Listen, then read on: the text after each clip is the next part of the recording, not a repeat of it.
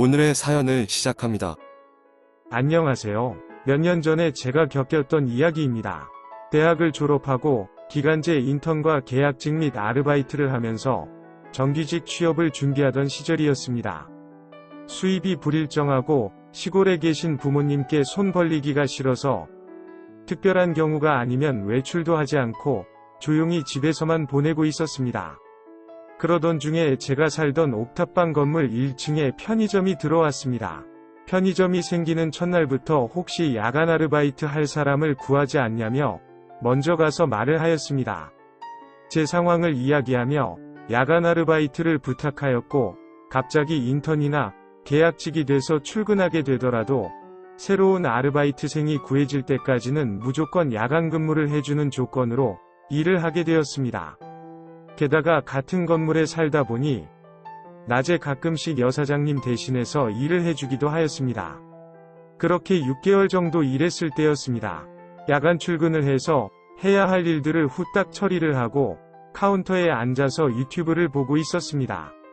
편의점 문이 열리고 반갑게 인사를 하였습니다. 술에 제법 취한 여사장님이 오셨습니다. 여사장님은 매일 운동복 차림에 화장기가 하나도 없는 생얼로 출근을 하여서 매력이 있는 여자인지 몰랐었는데, 그날은 친구들을 만나고 오셔서 그런지 제법 볼륨감이 돋보이는 옷을 입고 화장한 얼굴을 보니 너무 이뻐 보였습니다.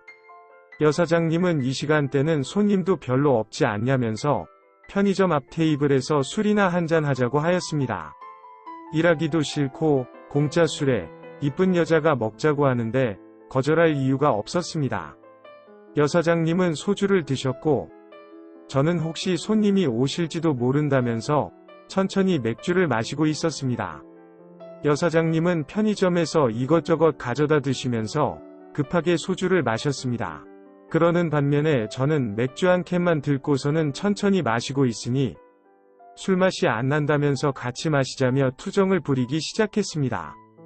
하지만 가끔씩 오는 손님들 때문에 못 마시겠다고 하자 편의점 문을 닫고 제 옥탑방에 가서 마시자는 것이었습니다.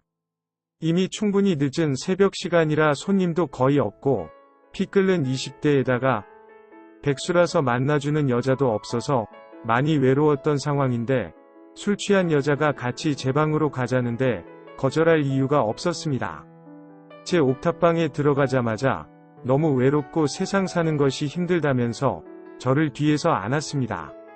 괜찮다면서 뒤돌아 토닥여주는데 눈빛은 이미 모든 것을 허락하고 마음의 준비가 끝났으니 제가 하고 싶은 대로 자기를 어떻게든 해달라는 것 같았습니다. 곧바로 불이 붙었고 정신없이 뜨거운 시간을 보냈습니다. 여러 번이 뜨거운 시간을 보내고 같이 잠을 자다가 저는 내려와서 다시 편의점 문을 열었습니다. 아침이 되고 제 근무교대 시간이 지났지만 여사장님은 내려오지 않았습니다. 거의 점심때쯤 돼서야 겨우 정신을 차린 얼굴로 편의점에 나타났습니다. 어제 술을 너무 많이 마셔서 늦잠을 잤다며 미안하다며 빨리 퇴근하라고 하였습니다. 하지만 상태가 많이 안 좋아 보였고 오후 근무자가 올 때까지 같이 있었습니다. 퇴근을 하면서 각자 집으로 갈 줄 알았는데 어제 너무 미안했다면서 같이 밥이나 먹자며 같이 옥탑방으로 따라오는 것이었습니다. 저는 몇 시간만 자고 다시 출근해야 돼서 안 먹겠다고 하였지만 끝까지 우기며 따라 올라왔고, 밥은커녕 못 참을 정도로 또 하고 싶었다면서 저에게 뜨거운 시간을 요구하였습니다. 그날 결국 2시간 채 못 자고 여사장님과 뜨거운 시간을 보내다가 출근을 하였습니다. 출근을 하고 나서도 같이 내려와 수시로 강한 터치를 하였고, 결국 편의점을 문을 잠그고 창고에서도 거침없이 뜨거운 시간을 보냈습니다. 그날 이후로 저희는 1년 정도 파트너로 지냈습니다. 취업준비생이라는 것을 알았기에 밖에서 만날 때마다 데이트 비용 관련해서 전부 다 여사장님이 부담을 하였고, 일주일의 절반은 제 옥탑방에서 지냈습니다. 1년 정도를 별의별 특이한 데이트와 뜨거운 시간을 보내던 중에 갑자기 결혼을 하게 되었다면서 저한테 미안하다면서 우는 것이었습니다. 저는 큰 감정 없이 즐거운 파트너 사이로 지낸 것인데 여사장님은 그 이상이었던 것 같았습니다. 이별 여행을 가자고 해서 마지막으로 제주도로 일주일 동안 같이 여행을 다녀온 이후로 곧바로 결혼을 하였습니다. 결혼한 이후로도 그전처럼 똑같이 편의점에서 일을 하였지만 그전처럼 선을 넘는 일은 없었습니다. 물론 호칭도 누나 동생 사이에서 사장님과 모모씨로 되었습니다. 그러다 저도 곧 취업을 하게 되면서 야간 아르바이트를 그만두게 되었고 옥탑방 계약 기간이 끝나면서 이사도 가게 되었습니다. 이사 가기 전에 이사를 간다며 인사를 하면서 만나는 것이 마지막이니 좋았을 때처럼 하룻밤을 보내는 것을 기대하면서 말을 하였지만 거절당했습니다. 그러면서 그동안 같이 일하면서 고마웠다면서 선물을 받았습니다.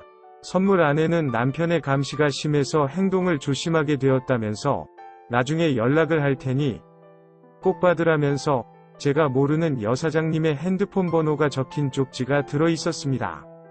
하지만 연락을 안 하는 것이 좋을 것 같다는 생각에 여사장님의 핸드폰 번호를 수신 차단하였습니다.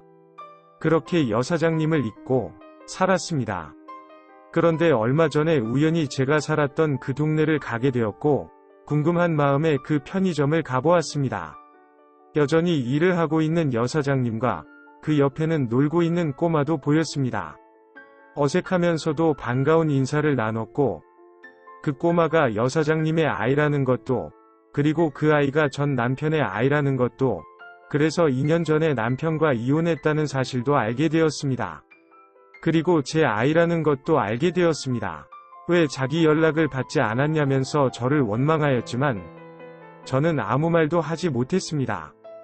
그러면서 한 번은 찾아와 줄 거라 믿었는데 이렇게 오래 걸릴 줄은 몰랐다고 하였습니다. 그날 저녁 그녀가 살고 있는 집으로 갔습니다. 그동안 못 듣고 몰랐던 일들을 들었습니다. 그리고 혼자서 겪었을 힘든 시간을 생각하니 눈물이 났습니다. 저는 단순히 즐기는 사이로만 생각하고 잊고 살았는데 너무 미안했습니다. 현재는 결혼을 전제로 만나면서 아이와도 친해지고 있습니다. 물론 양가 어른들께 인사와 허락도 받았고 친자 확인도 하였습니다. 돌고 돌아서 늦게 만난 사이인 만큼 더 행복하고 사랑하면서 살도록 하겠습니다.